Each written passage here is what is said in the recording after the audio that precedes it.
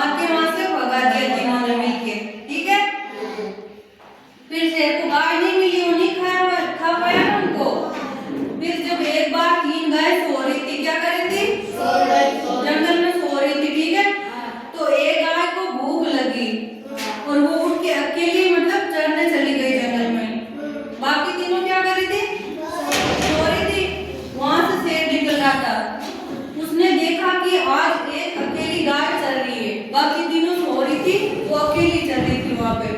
ठीक है, फिर शेर ने तुरंत उस पर हमला किया और एक गाय को मार के खा गया।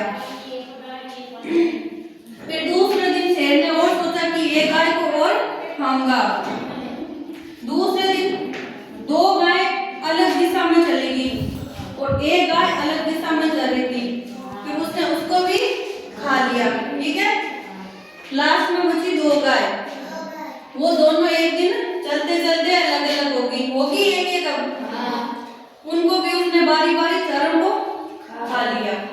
पहले दिन जब शेर ने सोचा कि इन चारों में से एक को खाना है, तो उन्होंने मिलकर उसको भगा दिया था। नहीं खा पाया दोनों, जैसे वो गाय एक एक बची और उसने एक एक को सबको खा लिया।